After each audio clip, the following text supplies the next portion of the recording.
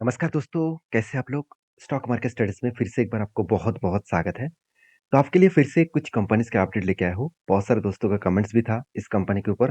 तो चलो फटाफट वीडियो को शुरू करते हैं कि इस कंपनी के ऊपर अपडेट क्या है और इसका टेक्निकली चार्ट पैटर्न क्या बनना है, जो एज़ ए हम लोगों को सीखने के लिए टेक्निकली चार्ट पैटर्न जो स्विंग ट्रेडिंग्स करने के लिए किस तरीके से पैटर्न्स बना है, वो मैं यहाँ पे आपके साथ शेयर करूँगा।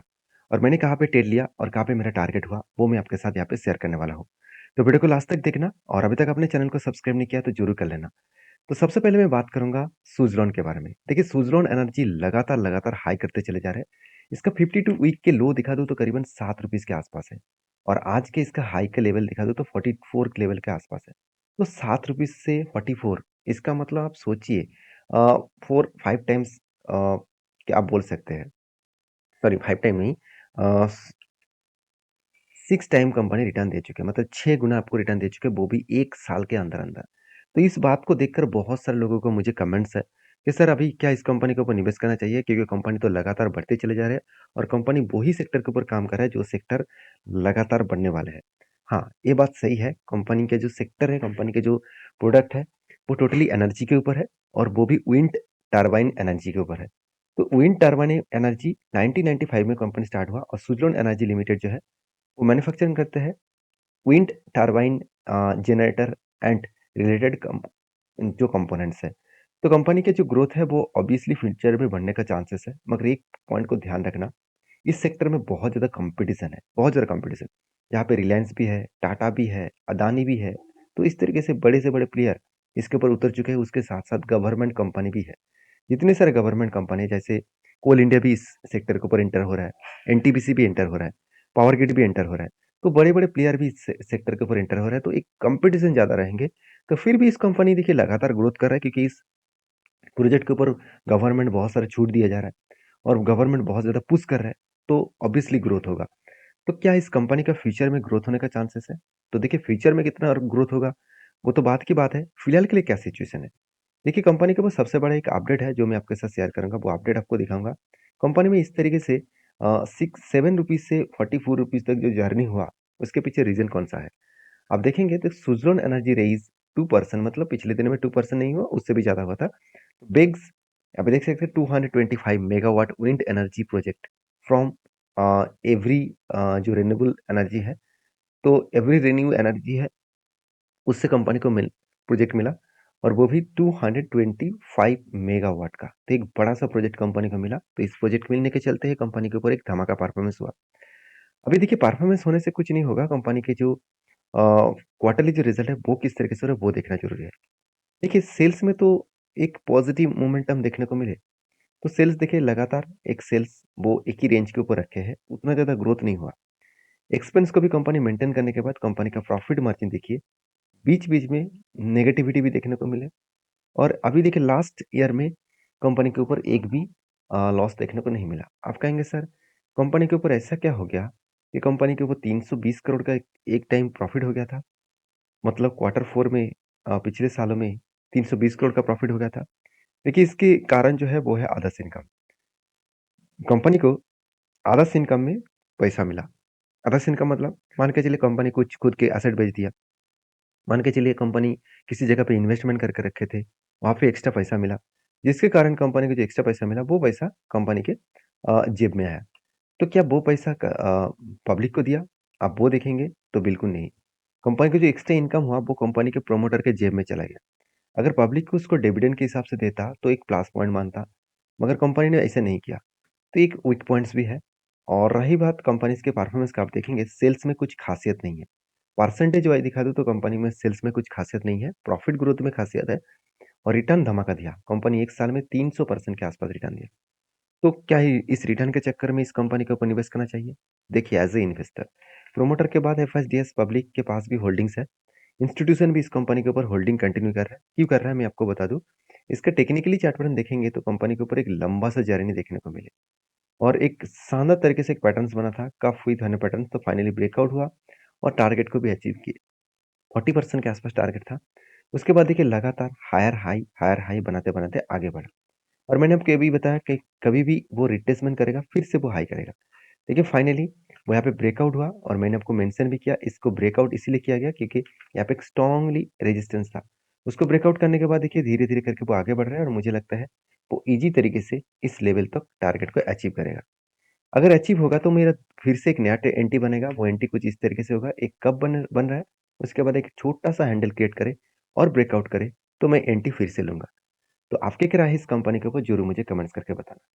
नेक्स्ट जो कंपनी है उसका नाम है ईज़ीटी प्लानर। बहुत दिनों के बाद इस कंपनी ने एक रीबैक किया। रीबैक का मतलब क्या है? देखिए, ध्यान से देखना इस चीज़ को, तो यहाँ पे इस जगह पे बहुत दिनों तक होल्ड करा था। मैं आपको ये भी बताया कि 1 बार, 2 बार, 3-3 बार कोई भी स्टॉक के ऊपर अगर कोई भी बॉटम बने, मतलब इस तरीके से अगर 3 बार बॉटम को वो टच करे, तो उस रेंज में एक चीज़ों को ध्यान रखना है कि जब भी इस तरीके से कुछ बटन बने, तो उस बटन में कंपनी उसको रेंज को टच करके वो ऊपर जाने का कोशिश करेगा। तो यहाँ पे 2 तरीके से पॉसिबिलिटीज़ है। पहली बात, यहाँ पे देखिए 200 डेज़ ईएमए को भी ब्रेकआउट किए इस कैंडल ने पिछले दिनों में और हाई वॉल्यूम के साथ भी किए। तो इसका मतलब एक पॉसिबिलिटी है वो अपर साइड में 49 तक जाने का चांसेस रखेंगे। तो देखिए, यहाँ पे आप कहेंगे सर क्या आपने इस जगह पे कोई एंट्री लिया? बिल्कुल नहीं लूँगा। मैं यहाँ पे इस वोलेटिलिटी सिचुएशन में कोई भी एंट्री नहीं लिया और मैं इंतज़ार कर रहा हूँ कोई भी पैटर्न्स बनने का। तो मैं इंतज़ार कर रहा हूँ यहाँ पे अगर एक बिग कप बने और उसके बाद फिर से अगर हैंडल बने, तो मेरे एक बड़ा-सा एंट्री लेवल यहाँ पे बनेगा क्योंकि मैं हमेशा इस तरीके से पैटर्न्स को फ़ॉलो अप करता हूँ। कोई भी सपोर्ट हो, तो सपोर्ट को मैं वॉच करता हूँ क्योंकि सपोर्ट के हिसाब से वो कहाँ तक जा रहा है और प्रीवियस जो स्विंग हाई है और स्विंग रेजिस्टेंस है, क्या वो उसको ब्रेक कर रहा है? तो फाइनली उसको ब्रेक किया। अभी देखना है कि ऊपर जाएगा कि नहीं जाएगा। मैं आपको ये बता रहा था कि ये जो लेवल्स है, इस लेवल को ब्रेक डाउन करता, तो एक बड़ा-सा फॉल देखने को मिलता और ₹29 तक आने का चांसेस था। मगर जिस तरीके से बार-बार वो बटन क्रिएट किया, 1 बार, 2 बार, 3 बार, 4, 5 बार बटन क्रिएट किया, तो एक लेवल वो बार-बार टच कर रहा था, मतलब उस लेवल को ब्रेक नहीं कर पा रहे थे, तो अपर साइड में जाने का बहुत ज़्यादा उत्सुक था। तो ईज़िली मुझे लगता है वो जिस तरीके से ब्रेकआउट किए, मुझे लगता है इस लेवल तक जाने का पॉसिबिलिटी रखेंगे। यहाँ तक भी ना जाए तो इस लेवल तक जाने का चांसेस ज़रूर रहेगा, ₹48 के आस-पास। तो मैं इंतज़ार करूँगा इस कंपनी के ऊपर कि जब तक इस लेवल में पहुँचे, तब तक कुछ डिसीज़न मैं नहीं लूँगा। पहुँचने दीजिए, उसके बाद कुछ डिसीज़न मैं खुद लूँगा और आपके साथ भी शेयर करूँगा। और हाँ, मैं आपको हमेशा बोलता हूँ, मेरे वीडियो के माध्यम से सारी चीज़ों को सीखिए। प्लीज़ किसी कंपनी के ऊपर एंटी मत लीजिएगा, क्योंकि एंटी लेना यहाँ पे बहुत बड़ा रिस्की ज़ोन होगा क्योंकि हर किसी का अलग-अलग ओपिनियन है। आपके ओपिनियन के बेसिस में काम करिए। मेरे तरफ से सिर्फ़ सीखने को सारा चीज़ मिलेगा। कोई भी मैं टिप्स ट्रिक नहीं देता हूँ और क आज तक मैंने कोई भी ₹1 भी चार्जेज़ किसी से नहीं लिया। तो अगर काम करना है, तो आपके ओपिनियन के हिसाब से करिए, सीख कर काम करिए। तो देखिए कंपनीज़ के ऊपर मैं बात करूँ तो कंपनी में दम है। कंपनी में दम है मतलब क्या है? कंपनी हर साल में देखिए कंपनी सेल्स को बढ़ाते चले गए और एक्सपेंस को कंट्रोल करने के बाद प्रॉफिट मार्जिन भी अच्छा खासा देखने को मिला। तो मैं आपको हमेशा बोलते आया हूँ कि जब कोई अच्छी कंपनी अच्छा खासा परफॉर्मेंस कर रहा है और उस टाइम में कंपनी आपको सस्ते दामों में कोई मतलब प्राइस को प्रोडक्ट को दे रहा है, तो इससे बढ़िया अपॉर्च्युनिटी आप दोबारा नहीं मिलेगा। तो मान के चलिए कोई कंपनी बहुत बेस्ट कंपनी है, लगातार प्रॉफिट ग्रोथ मेंटेन कर रहा है, सब कुछ मेंटेन कर रहा है, उसके बाद भी शेयर लगातार गिरते चले जा रहे हैं, तो सोचिएगा एक अपॉर्च्युनिटी है। तो उस अपॉर्च्युनिटी को आपको ज़रूर वेलकम करना पड़ेगा। देखिए कंपनी के ऊपर डेटोज़ डे वो लगातार बढ़ते चले गए, इस बार था 138 डेज़ हो चुके हैं और ये टाइम पीरियड बहुत ज़्यादा है क्योंकि कंपनी के हाथ में पैसा फटाफट आना चाहिए।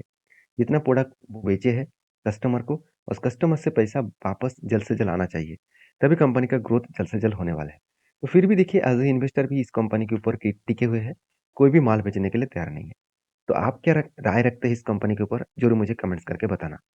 नेक्स्ट जो कंपनी है उसका नाम है अलोक इंडस्ट्रीज़। इसके ऊपर तो लगातार आपस सर्किट लगते ही चले जा रहा है। तो जब से रिलायंस ने इस कंपनी के ऊपर इन्वेस्टमेंट किया, तब से लेकर इस कंपनी के ऊपर धमाका परफॉर्मेंस शुरू हो चुके हैं। अगर एज़ ए इन्वेस्टर के बारे में बात करूँ तो देखेंगे 75% जो प्रोमोटर का होल्डिंग है, वो किसके पास है? रिलायंस इंडस्ट्रीज़ के पास। तो देखिए रिलायंस इंडस्ट्रीज़ के पास 40% होल्डिंग है और जेएम फाइनेंस एसेट के पास कितना 34% का होल्डिंग्स है। तो ओवरऑल बात करूँ दोनों बड़े-बड़े इंस्टीट्यूशन ने इस कंपनी के ऊपर अ, इन्वेस्टमेंट किया और जिसके चलते है अलोक इंडस्ट्रीज़ आज लगातार हाई करते चले जा रहे हैं। क्योंकि इस टाइम इस कंपनी पेनी स्टॉक मतलब एकदम छोटा-सा पेनी स्टॉक था। आज धीरे-धीरे करके वो आगे बढ़ रहा है और बहुत सारे लोगों का यही कहना है कि सर इस कंपनी क्या मल्टीबैगर बन सकते हैं? देखिए, कंपनी के ऊपर 2 पॉइंट्स मैं आपके साथ शेयर करूँगा। सेल्स का डेटा दिखा दूँ तो कंपनी के 800 करोड़ से 1900 करोड़ बना था, बीच में 1600 करोड़ बना, अभी 1300 करोड़। तो जो कंपनी का प्रॉफिट सेल्स का ग्रोथ ज़्यादा होना चाहिए था, बढ़ना चाहिए था, वहाँ पे कंपनी का सेल्स ग्रोथ कम हो रहा है। उसके साथ-साथ एक्सपेंस को कंट्रोल करने के बाद कंपनी देखिए वो प्रॉफिट को ही मेंटेन नहीं कर पा रहा है। मतलब कंपनी कितना भी सेल्स करे, कंपनी के एक्सपेंस इतना ज़्यादा है, कंपनी के इंटरेस्ट इतना ज़्यादा देना पड़ रहा है, जिसके चलते कंपनी का प्रॉफिट मार्जिन नेगेटिव है। तो ये कंपनी का कर्जा कितना है? कंपनी का कर्जा बहुत ज़्यादा है, 23,900 करोड़ के आसपास। कंपनी का मार्केट कैप 17,000 करोड़, उससे भी ज़्यादा कंपनी का कर्जा है। तो ये पॉइंट्स मुझे बहुत बड़ा वीकनेस लगा। हाँ, मैंने इस कंपनी के ऊपर एक टेल लिया था, वो मैं आपको टेलीग्राम में भी शेयर किया था। जितने सारे दोस्त मेरे टेलीग्राम को जॉइन करके रखे हैं, तो उसको ज़रूर पता होगा। तो इस कंपनी के ऊपर मैंने टेड क्यों लिया? वो सबसे पहले मैं बता दूँ कि मुकेश अंबानी ने इस कंपनी के ऊपर आप देख सकते हैं Mukesh Ambani backed Alok Industries turn 1 lakh into 1,64,880 in just 5 days. तो एक धमाका परफॉर्मेंस हुआ, स्टॉक अप हुआ है 65% के आसपास, 1 ए वीक। एक हफ्ते में 65% के आसपास जर्नी देखने को मिला। सिर्फ एक कारण की वजह से, जब मुकेश अंबानी ने इस कंपनी के ऊपर निवेश किया। तो कहने का मतलब है कि बड़े प्लेयर निवेश कर रहे हैं, उसको देखकर आप भी टूट पड़ेंगे, ऐसे बिल्कुल मत करिए। जो लोगों को लग रहा है कि इस कंपनी फ्यूचर में मल्टीबैगर बन सकते हैं, आप आपके ओपिनियन के हिसाब से चलिए। मुझे उस कंपनी के ऊपर निवेश नहीं करना है, जो कंपनी कंटिन्यूअसली लॉस करते चले जा रहा है। कंपनी का बाकी ज़्यादा से ज़्यादा पॉइंट्स नेगेटिव में है। मैं तब तक उस कंपनी के ऊपर निवेश नहीं करूँगा, जब तक उस कंपनी के ऊपर कुछ सारे पॉइंट्स पॉजिटिव नहीं होता। तो इस कंपनी के टेक्निकली जो चार्ट पैटर्न्स हैं, आप देख सकते हैं कहाँ पे मैंने एंट्री लिया था। यहाँ पे एंट्री बना था कुछ इस तरीके से, शोल्डर कम हेड कम शोल्डर बना। फाइनली यहाँ पे ब्रेकआउट हुआ, ब्रेकआउट कंफर्मेशन भी हुआ। और उसके बाद देखिए मैंने इस जगह पे एंट्री लिया, और एंट्री लेने के बाद इजी तरीके से वो टारगेट अचीव किया। और टारगेट भी कोई छोटा-मोटा नहीं था, टारगेट था करीबन 53% के आसपास, और वही लेवल तक जा चुके हैं जो प्रीवियस इसका स्विंग हाई है। तो स्विंग हाई लेवल तक कंपनी जा चुके हैं।